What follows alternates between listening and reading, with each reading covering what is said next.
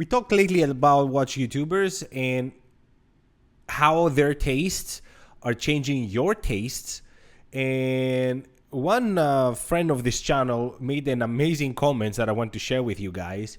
And he says, I'm paraphrasing here, that somehow we talk about individuality and somehow we all like the same watches or we all look the same. And this goes back and proves, actually, I think, what I said in my previous videos, how by watching the certain YouTubers that have the certain boring taste over and over changes what we like. Like it or not, we always associate ourselves with the people we surround ourselves with, the people that we watch. We aspire in some cases to become like them. And when they come and they give you a whole backstory about their watch and the way they see things, then they change your mind. And it's one thing to be changed because of somebody's true passion about a watch, and another thing to be brainwashed into buying something just because they happen to have it in merch. I've seen many times watch YouTubers flipping over their ideas. I'll give an example out there. Federico talks watches. I sincerely think he is a decent guy. I know, and you guys gave me examples, how he is a very decent guy, and I agree with that. I talked to him a couple of times over emails, and he was very rapid to answer and everything, and we didn't agree in the end, but he was a professional. The one thing I will call out, though, is that I remember him saying that we should never be buying cheap watches because in the end of the day, they don't worth anything if we try to resell them, and we should go for the higher pieces. And there was like a year later, because I've been watching him for years, he talks about cheaper watches, and sometimes you don't have the money and you want to spend less, and it's worth to spend money to a couple of Seikos. And so he contradicts himself. And then you go to the website and you see, oh, what do you know?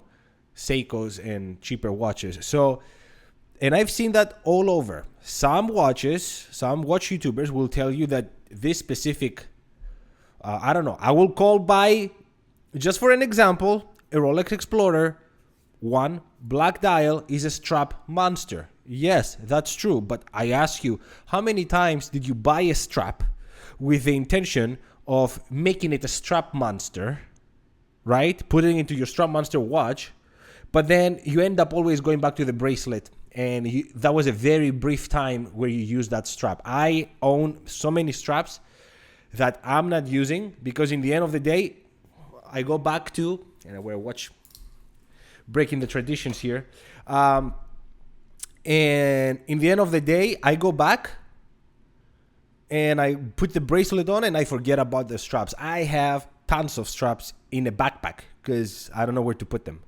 So yeah, we get brainwashed, like it or not. And the worst thing is that we get brainwashed by professionals. Then you have the rankings that they provide. That's a big issue for me because you have people giving you rankings. Sometimes they're clear about why they give you a ranking. Most of the times is subjective. I like this brand. I don't like this brand. This brand is in. This brand is out. This brand is old school. This brand is new school. This brand is too expensive for what it is. I just don't like it. I don't see myself wearing it. Blah, blah, blah, blah, blah, blah, blah. And they give you this kind of excuses. Nico Leonard, I remember him giving a ranking, and he was talking about Ulysses Nardin.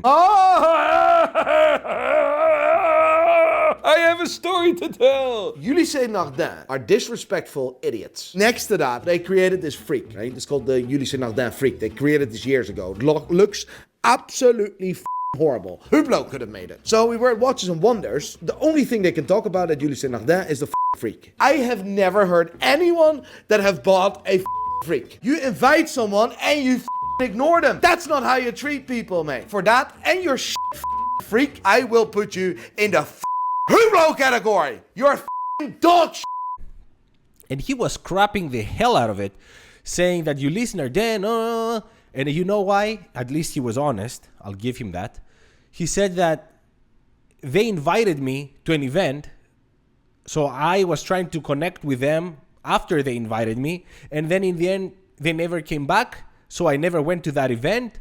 So shame on them, unprofessional, this and that. Guess what? Like 3 months later, I guess you listen to Nardin, saw the video, they connected with him because he has like 1 point something million followers. And they gave him a watch, a Maxi Marine with his name. I'm gonna pick up my own watch, a watch made for me, a Space Unique, a watch that was in production for a good couple of years, but out of production for nearly 5 years. A watch that was remade specifically for me. The world timers are all done in house then, right? Yes. Yeah. Yes. I have a 5231. Absolutely love that. High quality. No, and they, you know, we like to work with Patek. Special edition. And he's drooling honey every time he talks about Ulysses Nardin. Point. In the past it's been different. We'll leave that in the past, but the most important thing is that this is the focal point. The actual movement needs to be the focal point, and with the new direction that Ulysses Nardin is going into, that is the focal point. So this is where the freak started in 2001. This is created by an inventor called Dr. Ludwig Oesling, a guy that actually broke the world record in 1989 for making the most complicated watch ever. And I love Ulysses Nardin, and nobody pays me to say that. So I agree that it's an amazing, a very undervalued watch brand, but it took that long for Nico Leonard to say something good about them. So they do all these things. They change our perspective. They sell us what they want based on what's available as merch. Many of us fall to the trap of watching TikToks and Instagrams of people on 47th Street in New York exchanging watches like this, which incentivize us to spend more because they're like, oh, it's only like $6,000 give in the plastic little bags. Here, $6,000, $5,000, $10,000, $15,000, $20,000, $50,000, only $50,000 for this watch, unbelievable. And it makes you so numb in pricing. I remember when I first bought my my Seiko SKX 009, that $165 I spent back then 10 years ago. And I was afraid to walk around walls so I don't scratch it. And right now, I'm thinking, oh, $500 for my Breitling strap. That's decent price. It's a crocodile strap, you know.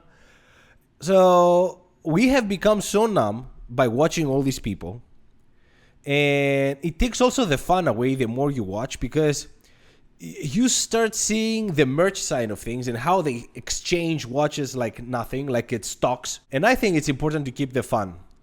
And we should step back and start watching YouTubers like this watch, that watch, Mike. I mean, he doesn't need my advertise. The guy is a huge channel. He grew up, exploded, 135,000 subscribers, and he deserves every single one of them. That is a fan. He talks about watches in a very different way than everybody else, and he deserves everything. So I say we should all move to watch YouTubers that have nothing to sell for a change. Because by getting so numb with pricing, many of us go and spend money that we don't have. We max out credit cards. Maybe we spend little cash that we have in the bank thinking, I'm going to get paid next month. I can go back. I've done it before. I'm talking by experience here. And I had to sell all my collection because of it. A watch can be a great blessing and so much fun to have something great on your wrist that you really enjoy, that you picked for your own reasons, for your own lifestyle. But sometimes it can be like a gold handcuff that ties you. It's like a burden that you have, like a rock on your ankle, and you can't run because of it. Because it's money that you could have used any other way. It's money that you have to keep in mind, especially depends on what age you are. The younger you are, the more it costs you when you buy a watch. It's different to buy a watch when you're 60 and you're going to live for another 20 years. And it's different when you buy it at 20 and you're gonna live all these years, and all that money could be working for you in the stock market. It depends on where you are in life. Obviously, if you have so much money that you don't know what to do with them, excellent, excellent. I wish you the best. Buy the best.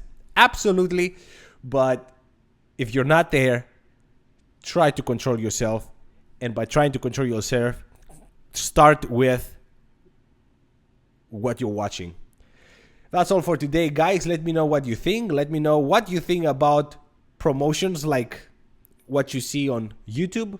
Thank you so much for your support. Thank you so much for watching. Until the next one. Ciao.